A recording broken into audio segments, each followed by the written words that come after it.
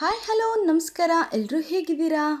ಎಲ್ಲರೂ ಚೆನ್ನಾಗಿದ್ದೀರಾ ಅಂತ ಭಾವಿಸ್ತಾ ಇವತ್ತಿನ ವಿಡಿಯೋದಲ್ಲಿ ಇವತ್ತು ಅಡಿಕೆ ಸುಲಿಯೋದಕ್ಕೆ ಬರ್ತಿದ್ದಾರೆ. ಹೋದ ವಿಡಿಯೋದಲ್ಲಿ ಅಡಿಕೆ ಕೇಳಕ್ಕೆ ಹೋಗಿದ್ರ ಬಗ್ಗೆ ನಾನು ವಿಡಿಯೋನ ಹಾಕಿದ್ದೆ. ಹಾಗೆ ಇವತ್ತು ಅಡಿಕೆನ ಕೊಯ್ಕೊಂಬಂದಿದ್ದಾರೆ. ಫಸ್ಟ್ನೇ ಕೊಯ್ಲು ಅಡಿಕೆ ಕೊಯ್ಕೊಂಬಂದಿರೋದ್ರಿಂದ ಅದನ್ನು ಸುಲಿಯೋದಕ್ಕೆ ಅಂದರೆ ಈ ಬೀಡು ಹಾಗೆ 2 ಬೀಡನ್ನ ನಾವು ಮಿಷಿನ್ಗೆ ಹಾಕ್ತಾ ಇಲ್ಲ, ಅದನ್ನು ಕೈ ಸುಲಿಗೆಯಲ್ಲೇ ಸುಲಿಸ್ತಾ ಇದ್ದೀವಿ. ಯಾಕೆಂದರೆ ಇವಾಗ ಎಲ್ಲ ಕಡೆಯೂ ಕಮ್ಮಿ ಅಡಿಕೆ ಸಿಗ್ತಿರೋದ್ರಿಂದ ಅಂದರೆ ಸುಲಿಯೋದಕ್ಕೆ ಜನಗಳು ಸಿಗ್ತಾರೆ, ಅಂದರೆ ಹೆಣ್ಣಾಳೆಲ್ಲ ಸಿಗ್ತಾರೆ. ಅದಕ್ಕೋಸ್ಕರ ಈ ಸೀಸನ್ ಅಂದರೆ 2 ಬೀಡನ್ನು ಸಹಿತ ಕೈಯಲ್ಲೇ ಸುಲಿಸ್ಬೇಕು ಅಂತ ಅಂದ್ಕೊಂಡು ಜನಗಳಿಗೆಲ್ಲ ಹೇಳಿದ್ದೀನಿ. ಅದೇ ರೀತಿ ಇವತ್ತು ಬರ್ತೀವಿ ಅಂತ ಹೇಳಿದ್ರಿಂದ ಸ್ವಲ್ಪ ಅಡಿಕೆ ಹಾಕೋದಕ್ಕೆ ಎಲ್ಲ ಕ್ಲೀನ್ ಮಾಡ್ತಾ ಇದ್ದೆ. ಹೀಗೆ ಗೋಡನಲ್ಲೇ ಹಾಕೋಣ ಅಂತ ಅಂದ್ಕೊಂಡ್ರೆ ಆದರೆ ಅದ್ರ ತುಂಬ ಕಾಯಿನ ಹಾಕಿದ್ದೀವಿ. ಅದಕ್ಕೋಸ್ಕರ ಅವರಿಗೆ ಇದೇ ಜಾಗದಲ್ಲಿ ಅಡ್ಜಸ್ಟ್ ಮಾಡೋಣ ಅಂತ ಅಂದ್ಬಿಟ್ಟು, ಯಾಕಂದರೆ ಕಾಯಿ ಖಾಲಿ ಆಗಿರಲಿಲ್ಲ, ಕಾಯಿ ತುಂಬ ಇರೋದ್ರಿಂದ ಅದನ್ನು ಕ್ಲೀನ್ ಮಾಡೋಕ್ಕೂ ಆಗಲ್ಲ. ಆದಷ್ಟು ಇದೊಂದು ಬೀಡು ಇಲ್ಲೇ ಜನಗಳನ್ನ ಕೂರ್ಸೋಣ ಅಂತಂದ್ಬಿಟ್ಟು ನಾವು ಇದನ್ನೆಲ್ಲ ಕ್ಲೀನ್ ಮಾಡ್ಕೊಬೇಕಾಗುತ್ತೆ. ಅಂದರೆ ಮುಂಚೆ ಅಂದರೆ ಇಲ್ಲಿ ಕಾಯಿ ಹಾಕಿ ಅಥವಾ ಸೈಲೆ ಚೀಲ ಎಲ್ಲದನ್ನು ಸಹಿತ ಇಲ್ಲೇ ಇಟ್ಟಿರೋದ್ರಿಂದ ತುಂಬ ಗಲೀಜಿತ್ತು.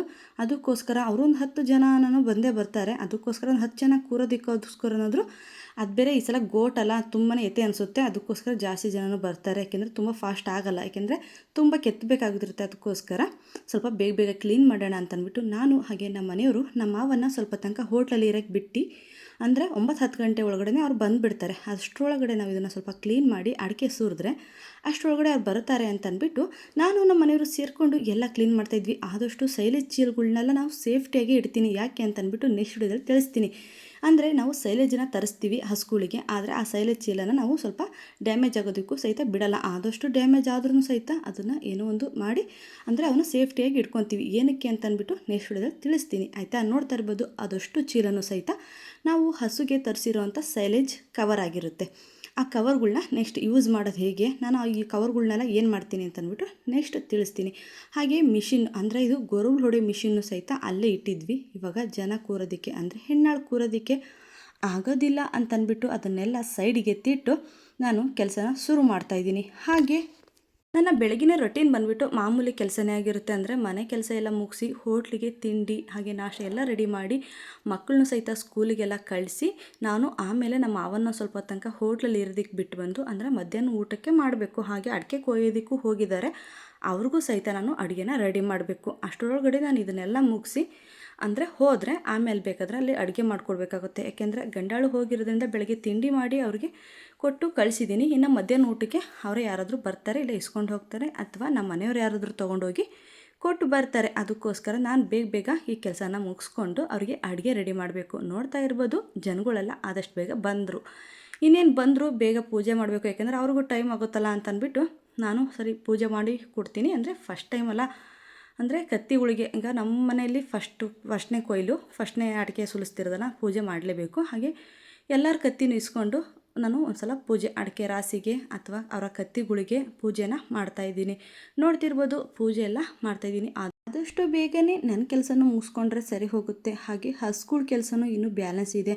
ಅಂದರೆ ನಾನು ಈ ಪೂಜೆ ಎಲ್ಲ ಮಾಡಿ ಹೆಣ್ಣಾಳು ಆಲ್ರೆಡಿ ಬಂದಾಯಿತು, ಅದಕ್ಕೋಸ್ಕರ ಅವ್ರು ನಿಂತ್ಕೊಂಡಿದ್ರು. ಅದಕ್ಕೋಸ್ಕರ ಸ್ವಲ್ಪ ಪೂಜೆ ಮಾಡಿ ಬಿಡ್ತೀನಿ, ಆಮೇಲೆ ಬೇಕಾದರೆ ನೀವು ಅಡಿಕೆ ಸುಲಿವಂತ್ರಿ ಅಂತಂದ್ಬಿಟ್ಟು ನಾನು ಪೂಜೆನ ಮಾಡ್ತಾಯಿದ್ದೆ. ಇನ್ನು ಹಸುಗಳಿಗೆ ಸೈಲೇಜು ಹಾಗೆ ನೀರು ಅದೆಲ್ಲ ನೆಕ್ಸ್ಟ್ ಮಾಡಬೇಕು. ಅಷ್ಟರೊಳಗಡೆ ಸ್ವಲ್ಪ ಅಂದರೆ ಅಡುಗೆ ಮಾಡಿ ಇಟ್ಟು ಆಮೇಲೆ ಬಂದು ನಾನು ದನಗಳ ಕೆಲಸ ಮಾಡಬೇಕಾಗುತ್ತೆ.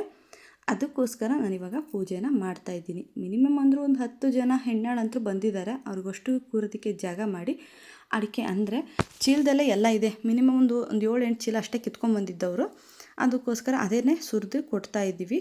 ಇನ್ನು ಈ ಮಳೆಯಲ್ಲಿ ಅಡಿಕೆ ಕೊಯ್ಯೋದು ಅಷ್ಟೇ ಹಿಂಸೆ. ಹಾಗೆ ಅಡಿಕೆ ಕೊಯ್ದಾದ್ಮೇಲೆ ಅದನ್ನು ಸುಲಿಸಿ ಮೇನಾಗಿ ಅದನ್ನು ಒಣಗಿಸೋದೇ ಒಂದು ದೊಡ್ಡ ಹಿಂಸೆ ಆಗೋಗಿದೆ. ಯಾಕೆಂದರೆ ಬಿಸಿಲಿದ್ದರೆ ಮಾತ್ರ ಅವು ಒಣಗೋದು, ಇಲ್ಲ ಅಂದರೆ ಫುಲ್ಲು ಹೂವು ಥರ ಬಂದುಬಿಡುತ್ತೆ. ಆದರೆ ಅದನ್ನು ಹೇಗಾದರೂ ಮಾಡಿ ಸೇಫ್ಟಿ ಮಾಡ್ಕೊಬೇಕು. ಅದಕ್ಕೋಸ್ಕರ ತುಂಬ ಮಳೆ ಹಿಡಿದ್ರಿಂದ ನಾವು ಹಸಿರು ಅಡಿಕೆ ಜಾಸ್ತಿ ಕೊಯ್ಸಿಲ್ಲ, ಅಂದರೆ ಹಸಿರು ಅಡಿಕೆನೂ ಯಾವುದು ಕೊಯ್ಸಿಲ್ಲ. ಅಂದರೂ ಬರೀ ಗೋಟು ಬರೋ ಅಂಥದನ್ನು ಮಾತ್ರ ನಾವು ಅಡಿಕೆನ ಕೊಯ್ಸಿರೋದು. ಅಂದರೆ ಯಾಕೆಂದರೆ ಮಳೆ ಹಿಡಿದಿದೆ, ಅಕಸ್ಮಾತ್ ಮಳೆ ಏನೂ ಇಲ್ಲ, ಚೆನ್ನಾಗಿ ವಾತಾವರಣ ಚೆನ್ನಾಗಿತ್ತು, ಅಕಸ್ಮಾತ್ ತುಂಬ ಬಿಸಿಲಿದ್ದರೆ ಹದವಾಗಿರೋ ಅಡಿಕೆನೂ ಸಹಿತ ಅಥವಾ ಬಂದಿರೋ ಅಡಿಕೆನೂ ಸಹಿತ ಕೊಯ್ಸ್ತಿದ್ವಿ. ಆದರೆ ತುಂಬ ಮಳೆ ಹಿಡ್ಕೊಂಡಿದೆ, ಅದಕ್ಕೋಸ್ಕರ ಈ ಮಳೆಯಲ್ಲಿ ಅಡಿಕೆ ಅಂತೂ ಒಣಗ್ಸೋಕ್ಕಾಗಲ್ಲ ಅಂತ ಅಂದ್ಬಿಟ್ಟು ಬರೀ ಗೋಟು ಅಂದರೆ ಇವಾಗ ಅಡಿಕೆ ಯಾವ್ದು ಉದುರ್ತಿದೆ ಆ ಗೊನೆ ಮಾತ್ರ ನಾವು ಕೊಯ್ಕೊಂಡು ತಂದಿರೋದು.